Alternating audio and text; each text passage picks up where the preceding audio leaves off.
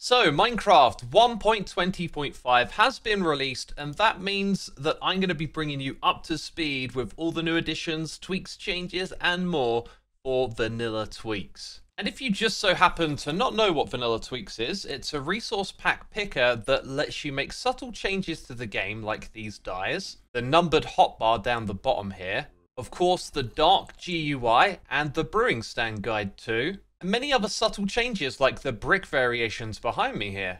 So Vanilla Tweaks is a website that you can interact with, and we'll start this video off with a quick tutorial. At the top of the resource pack picker, you can select which version of Minecraft you would like to select your tweaks for. These tweaks are all split into different categories. When you open one up, you can then start to make a selection from the different packs. When hovering over a pack, you'll see a preview of what it does on the side. If you wanted to select everything inside of a single category, then you got the pickle button here. And any conflicts between packs will be highlighted by colours, and when you hover over them, it tells you what it's incompatible with. You can also change the order in which the packs appear on the side here to prioritise one over another. And then the download button is directly below this list. And if you don't know how to install a resource pack after you've downloaded it, you can click this button. It's a nifty tutorial that will run you through all the steps to get your resource pack into the game. Vanilla Tweaks also provides data packs, which make different types of changes to the game. Some of you are probably very keen to update these, however I have some bad news. 1.20.5 has introduced some really big under-the-hood changes for command format and MBT data. Because of this, it's going to take a lot of time to update all of these data packs from the previous version to the next one and fix all the issues with them. So currently they haven't been updated. And I don't have a timeline for when they will be available because these changes are just so massive and there's probably a lot of unknowns to figure out along the way. The resource packs, however, are absolutely fine. So let's get into some of the new additions and changes, starting with the aesthetic category, which has accurate scaffolds. So we use string and bamboo to craft these, of course, and that is not often reflected in the texture, but with this texture pack, you can see your scaffolding will represent the materials that went into creating it. So if you want that kind of consistency, now you've got the option. If you are paying attention to the caves in the very beginning of this video, you might have noticed some additional texture, and that was thanks to the moss carpet. With this resource pack, you can simply plop this down on top of another block, and then it's got the carpet overhanging the edge like so. It's called Moss Carpet Overhang, and the name pretty much explains exactly what it does. It's a nice addition that may look out of place on occasion, however that looks pretty fantastic.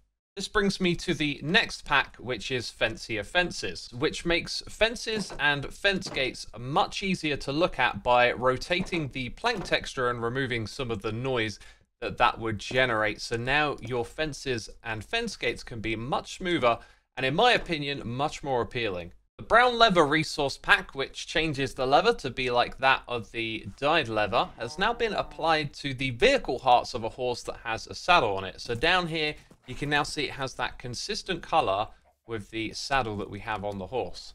And if you are in the aesthetic category looking for different stems, that's now been recategorized and moved into the utility section. In the fixes and consistent category, we now have consistent smooth stone, which makes the texture consistent with that of the lower slab, which was different from the other variations.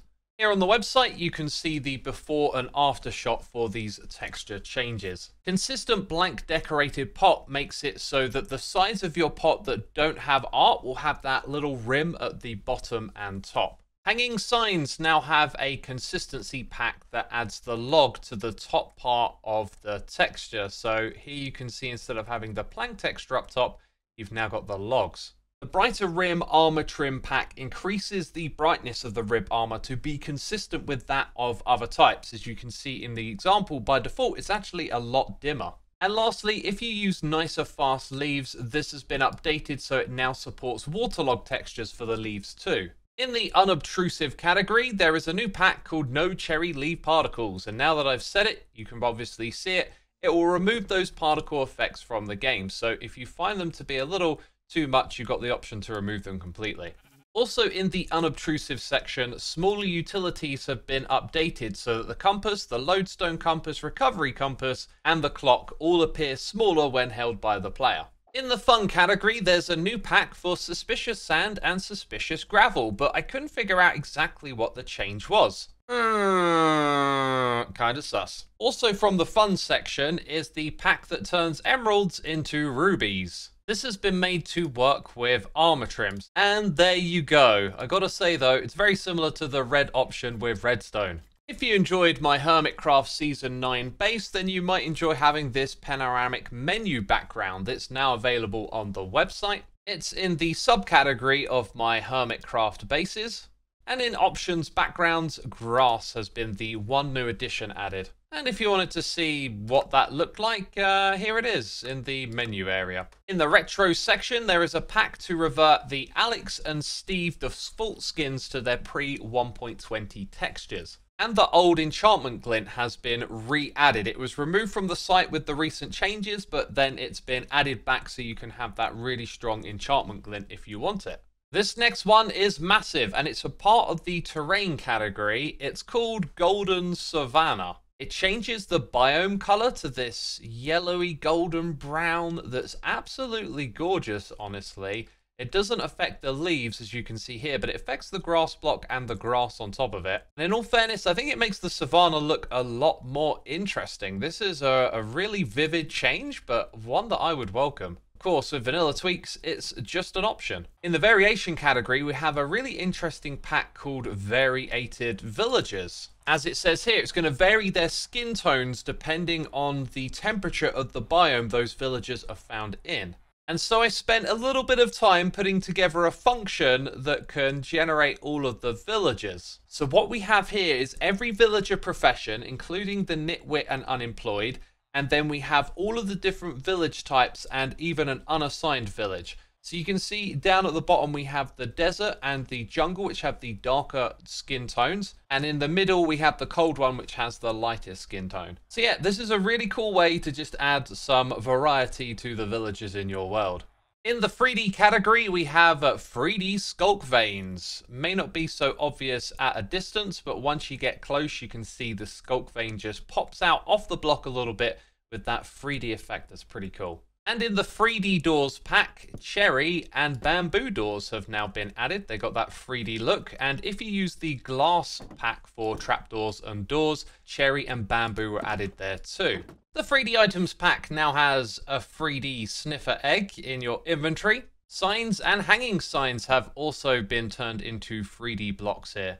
In the mob section of peace and quiet, beehives and bee nests will now make less sound if you use the quieter bees. And similar to that with quieter villagers, their workstations will now make a much less sound too. Another great feature of vanilla tweaks is the ability to drag an existing pack over here, drop it in, and then edit it. And there is a great reason to do this because there are absolutely tons of compatibility fixes here. So there are now more packs that you can combine together that previously might have conflicted.